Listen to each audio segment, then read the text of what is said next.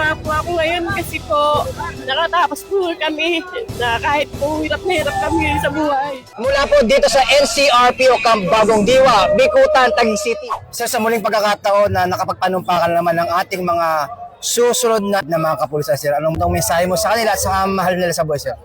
Of course, natutuwa tayo dahil madadagdagan na naman ng ating mga miyembro ng NCRPO. Ang masasabi ko lang sa ating mga bagong take-off na kapulisan, sana sumunod lang palagi sila. Parte ng transition, yung of course, sa una ay of course mahihina pa yan. Pero as we go on, kaya mag-undergo ng training para palakasin sila at matuto sa mga operational procedures na dapat gawin ng isang kapulisan. At sa ating mga mahal sa buhay, sa kanilang mga mahal sa buhay, ang may papayo ko lang ay of course, suportahan nila ang kanilang mga mahal sa buhay. Huwag nilang gambalahin ang maayos na training nila sa loob because ang kanilang mga mahal sa buhay ay i-handle po ng mga professional police officers. Ang gagawin po nila ay huhubugin po natin ang mga ito nang sa ganun pagka-graduate sila ay karapat-dapat po silang sumanib sa Philippine National Police. Sir, anong mensahe mo sa ating mga magulang at mga kapatid, mga kamag-anak na hindi nila makasama yung kanilang mga minamahal na police training, sir?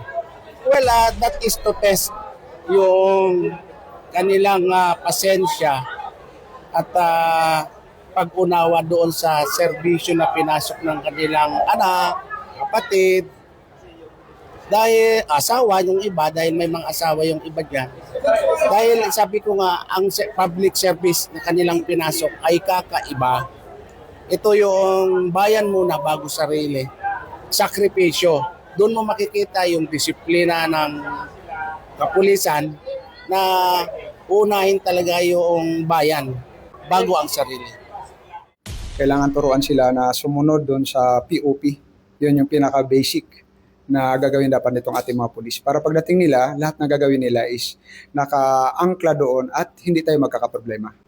So sir, isa sa mga problema naging dahilan, pumupunta ng patakas o palihim yung ating mga mahal sa buhay o relatives. At tulad ng gusto ng ating butihing direktor ng NPTI, General Birong, na yung excellence dapat ng training. So para hindi magka-problema ang ating training, mas maganda siguro para makafocus sila, is wag na muna nilang gambalain yung training ng ating mga bagong trainees. Siguro, bibigyan namin sila ng time na magkaroon ng pagkakataon na matawagan sila para may kwento ng ating mga trainees ano ba ang nangyari dito sa loob ng training center. Pero sana, ang pakiusap natin, wag na nilang gambalain yung training ng ating mga police trainees para makafocus sila sa training. Sir, baka gusto mong i-shoutout yung NCRTC page ng kasi makafollow sila sa page nyo, sir. Oo nga pala, meron po tayong side from Tambayan ng Police, meron din pong page ang NCRTC. Mag-follow po kayo doon, makikita niyo po yung activity ng ating mga bagong trainees. Isang karangalan na may police na tayo sa ating pamilya. Siyempre, hindi rin matatawaran ng sakripisyo bilang isang magulang na suportado yung kanyang anak. Mami, anong masasabi mo? Police na yung anak. Proud po ako. Bilang isang magulang, karangalan ko rin po ang matatamo ng aking anak. So anong mensahe niyo po sa inyong anak ng Sagalaya? Hindi siya mag-quit at hindi niya takasan yung pag-training dahil sa pag-aalala sa inyo? 6 na buwan lang naman po yan, anak. Laban lang, makakayanan mo yan. May awa ang Panginoon. Kaya mo yan. So ano masahe mo sa nanay mo na binigyan ka ng inspirasyon para sa pagbawa mo sa training center, hindi mo masyadong mami. Siyempre ang pinakalaban talaga ng isang police trainee sa training center ay yung pagiging homesick sa mga magulang. Naniniwala po ako na lagi po akong gagabayan at papatnubayan ng Panginoon. Makakaya po namin lahat po. Nakaka-proud po. Ano pong masasabi nyo at police na po ang inyong anak? Masaya na ako. Kaya nyo bang mahiwala yung inyong kaya- anak na sa loob ng 6 months? Oh, okay po, sir. So ano masasabi mo sa sakripisyo ni mama, ni Omip na maranaw? Oh, Na naging police ka na? Salamat po sa suporta sa at naka-survive po, nakapag-outing. Papakabit pag naging police, ano pong mensahe? Masaya. Nagbunga ang sakripisyo ni mama mo at ngayon ay police ka na. Papasalamat po ako kay God. Yun. Tsaka sa mga hindi nagsawang sumuporta sa akin. So ilan na bang anak mo, mami? 4 sila. So ilan ang police? Isa lang. So anong pakiramdam na merong Napakasaya. pulis sa ano? Napakasaya. Super saya. So anong mensahe mo sa kanya pagdating sa training center hindi kanya ma-miss? Siyempre hindi mo siya makakasama ng Pasko, Bagong Taon, Araw ng mga Puso, birthday, at saka Mother's Day. Basta ano niya na tatagan niya loob niya. Mag-iiyak! O, embrace mo sila, embrace mo. Okay, Thank you. thank you po. Okay. Tuwan-tuwa po ako ngayon kasi po nakatapos po kami na kahit po hirap na hirap kami sa buhay. Nakatapos po kami, anak ko. Sabi ko sa kanya, magsusuko. Last na to. Anong ganun. So, pangilang apply mo na? First time, sir. So, napakaswerte mo. Yung iba, 3, 4, 5 bago mag-apply. Yes, sir. So, mami, mensahe mo sa anak mo.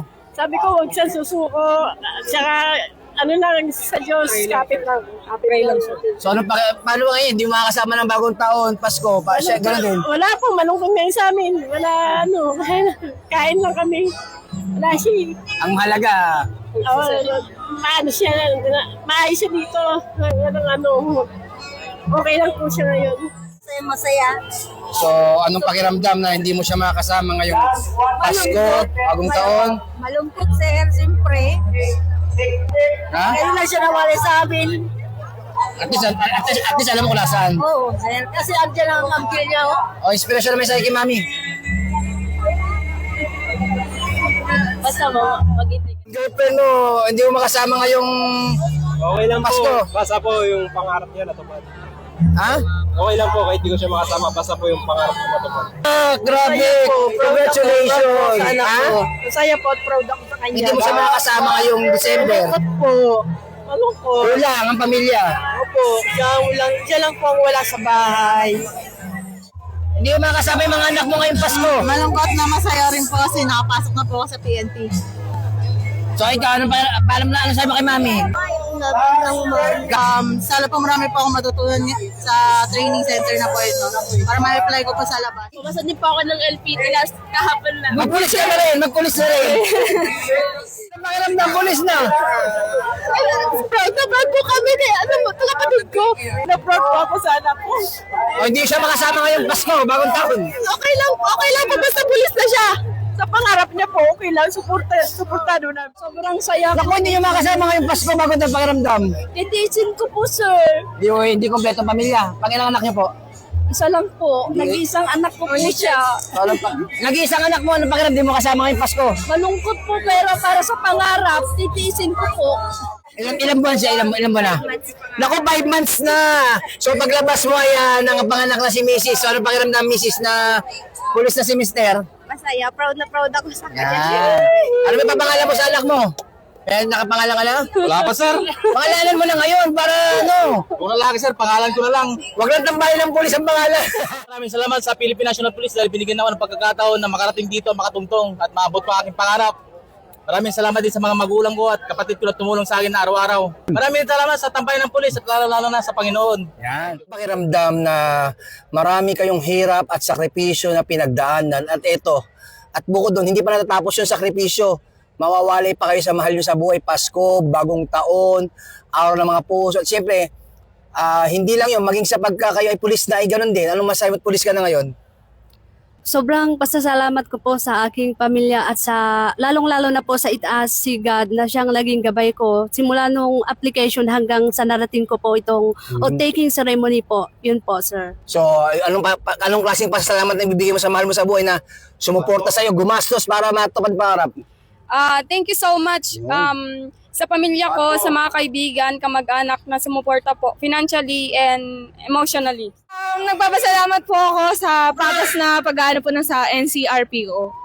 Patas na laban para po sa lahat. And thankful po ako sa family ko and sa mga friends. Yun lang po. Mula po dito sa National Capital Region Training Center at sa ngalan po ng aming Regional Director ng NCRPO, Police Major General Anthony Abirin.